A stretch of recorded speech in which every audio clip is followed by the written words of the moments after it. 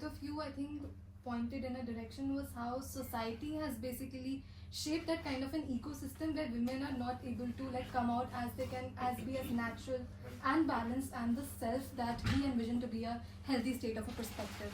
So this brings me to like a question, that is women's issue a general mental health issue? Because what we see is that women are often the victims or often wrongly labeled as having some kind of a mental health issue. Like we all watched this movie Thappad. Tapsi Pannu was highlighted as she is having certain kind of a problem, and whereas the problem was in the ecosystem. So what I've used that is like Women's Day and like women and mental health is we should discard that label and continue the discussion as addressing the challenge of mental health as a whole in society. So what are your takes on that? What can we do as a society maybe, or what are your views on this being a gender neutral issue, not even like women and mental health? Maybe ma'am. I wouldn't completely want to discard the idea of women and mental health. One reason I think is because there are real biological differences, you know, the kind of psychological disorders that manifest more frequently in men and women, girls and boys, they differ.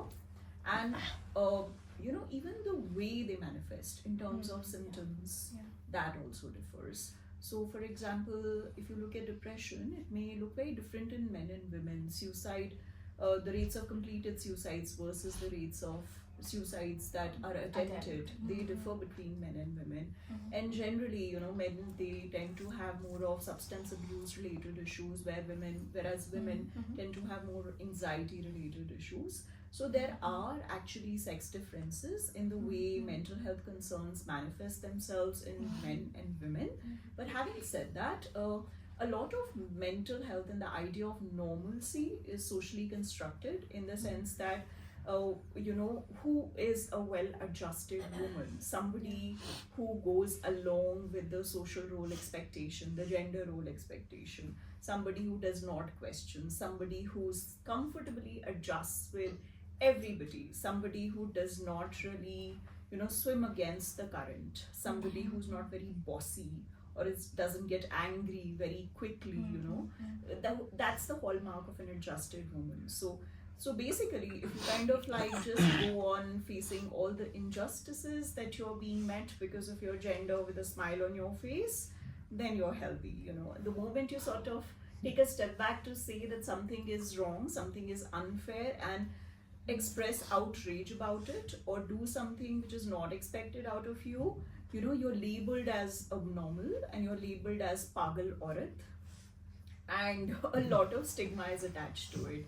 So yes, of course, there's a social angle to it, because of which we need to talk about gender issues in mental health, but at the same time, we also need to talk about sex differences in mental health. All the more reason why, because there is a long-term, like a study, which actually is this was a large-scale study, which revealed that for even day-to-day psychiatric conditions, women often are diagnosed much later than men.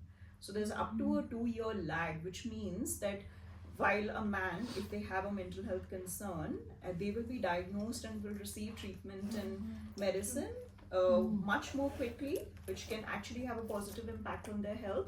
But when it comes to women, there can be up to 2 years कि वो doctor के पास जाएगी, फिर उनको diagnosis मिलेगा, फिर उनकी treatment शुरू होगी, और बहुत बार तो वो वहाँ तक पहुँचते ही नहीं है. Sometimes women have to self-advocate because even mental health professionals also dismiss women that say, oh, this is hormonal, you know, this is the age relax, oh, you're menopausal, or let's say it's because you're acting out because it's that time of the month, and therefore women often have to self-advocate for their health concerns are not taken that seriously. So we need to have that conversation, definitely.